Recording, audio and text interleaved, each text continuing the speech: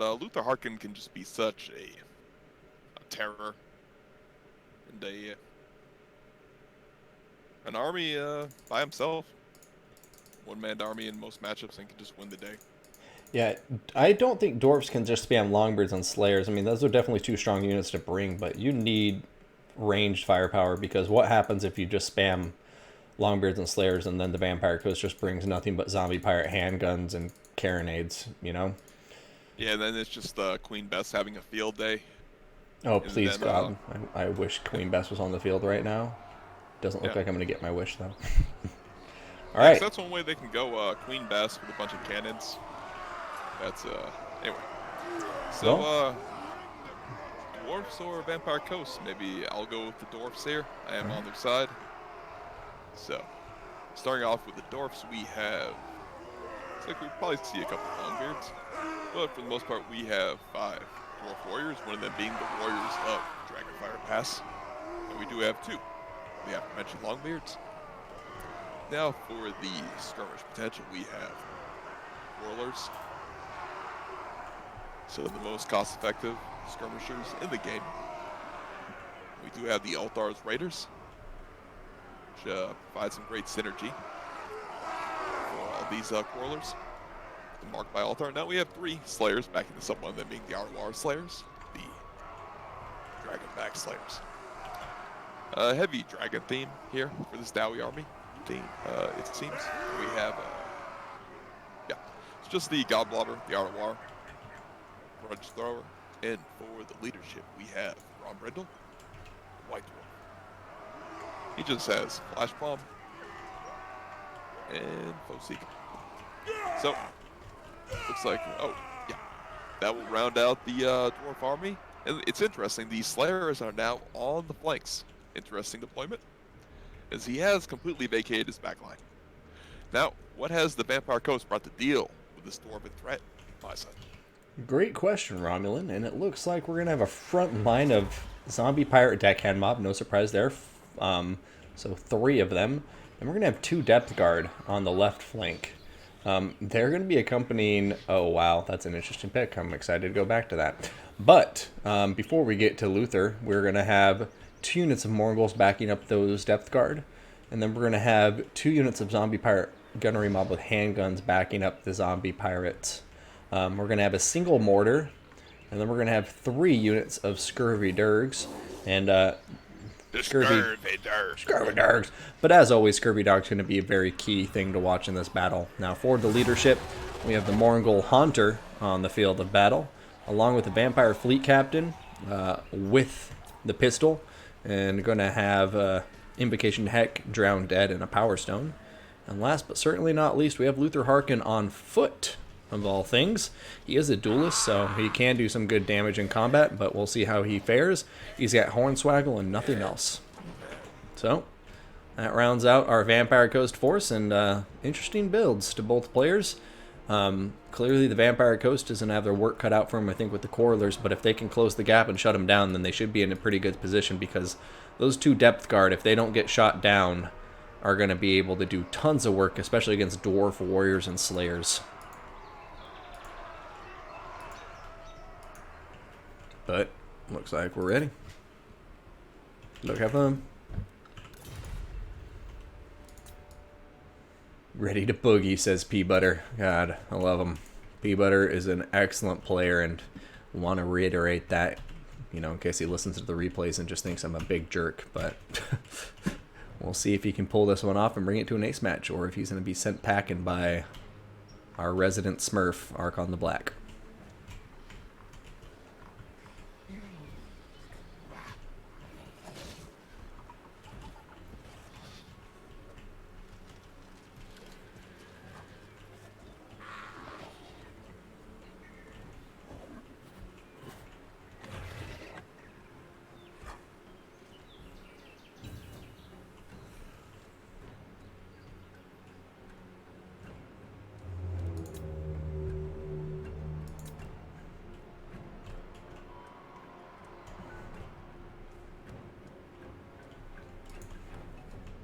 Hey, no, it's an interesting choice. I feel like, at least the games I've casted with you today, we've seen a theme of a lot of Scurvy dogs, not vanguarded, Yeah. kept on the side, same side as the army, with some support. It's an interesting choice. Yeah, and I think against Dowie, that's one faction I always feel comfortable vanguarding against, because, I mean, Yeah. it'd be pretty crazy for them to be able to catch a vanguarded unit, unless you're just very unlucky, so... Except the only matchup they really can kind of get you is the Skaven. Sometimes they'll expect the Death Runners in the corners, but even then, with the Concealment Bomb, in some really hilarious cases, you get away with it, but it's neither here nor there. And yeah, I would like to see at least one, Vanguard in the corner. Maybe get a really sneaky rear charge, just disrupt the artillery, help chase off a couple Quarrelers, but yeah. See what this mortar can do. I do have to say, and do some decent damage to Zombie Pirate Gunnery Mob with handguns, but I would probably be targeting Depth Guard if it were me, but hey, I may be wrong there, as Zombie Pirate Handgunners are quite deadly units, but... I definitely agree with that assessment here. You want to kill the models on those Depth Guard. Kill the models, get them crumbling out. So if they can stay alive. I mean, they are just absolute buzzsaws. And really the only thing that'll be able to punch through, sustain this Dowie front line. All this Quarreler fire. And the Dowie just waiting patiently for the opponent to close the gap. And yeah, I like the Dowie deployment. I like the way they're approaching this, keeping units in the forest, prevent scurvy dogs and Mournguls from being able to just, dive in and out with an impunity. And I kind of think Arkhan has been using the strategy this game of just using the forest, maybe not only just because, of the debuffs, but maybe recognizing that some players struggle to fight in the forest. So, I guess we'll have to see. Scurvy dogs are pushing around the Dowie left flank at the moment, and we'll see what kind of action they can get, but definitely want to see these guys use patiently and not rush in and get wasted.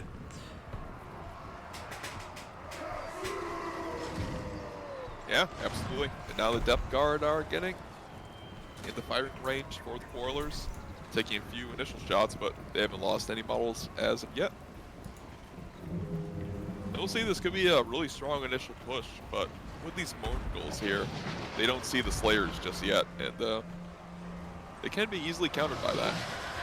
We'll see if they pull out in time after this initial charge, get some shock damage. Now they have to pull out as the Slayers are coming in to answer, and the Depth Guard would be a great tool to get onto the Slayers if you could.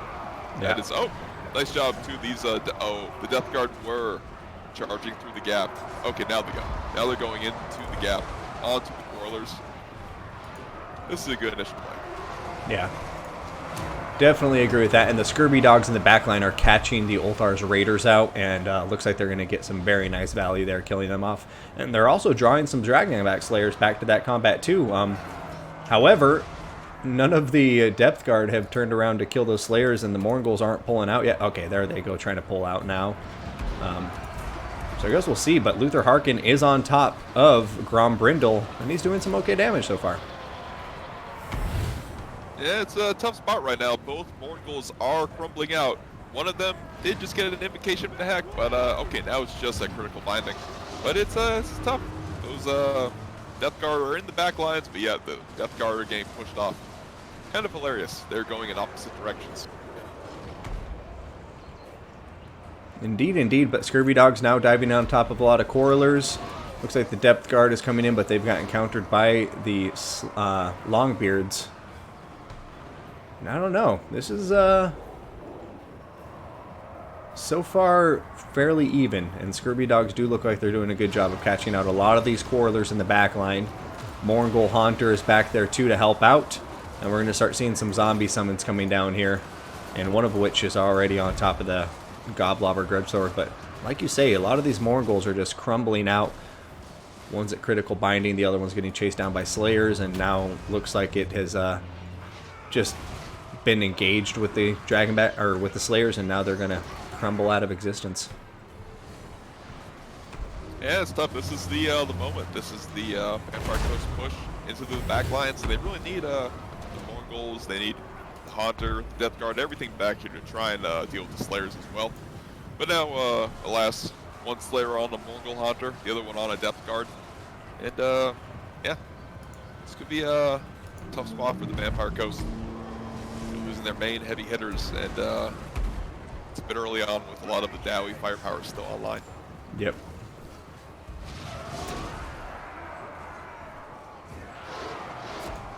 Mongol Hunter getting some terror down on top of those Coilers, but the Slayers are just doing so much work against it. It needs to pull out of there, and it needs to maybe come over here and regroup with some of the depth guard, get back towards the front line, but now Grombrindle is chasing down Luther Harkin, and Luther Harkin's about to die.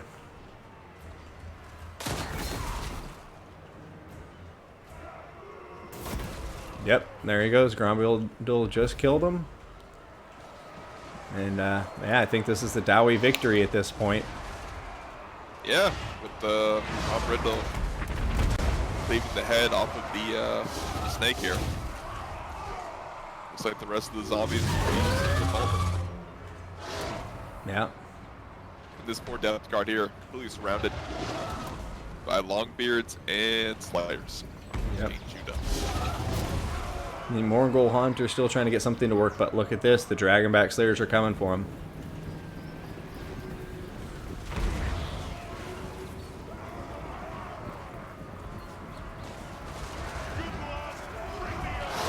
Oh my goodness, this would have been an amazing battle to bring Queen Bess. Oh my god, can you imagine? Oh, a big hit on top of Grombrindle from the Mongol Hunter. But just think it's too little too late at this point. Even if they kill Grombrindle, there's still some full health Dragon Slayers. And the Coralers making a nice little kill box here. Yeah. Yeah, this is a good Dowie army, a Vampire Coast army. I think it was, I don't know. I think it was alright, but it may have needed a bit more asymmetry, or just, yeah, I think it was alright. I think it had tools to win. I don't think that battle was over before it started by any stretch of the imagination. Depth Guard were there to deal with the Slayers, and Mongols still cheaper units. Yeah. If he still had the Mongols in the late game, perhaps that push is more impactful and he can chase those units off. But since that push kind of stalled, yeah, just came up short. And, yeah, was the GG. Yeah.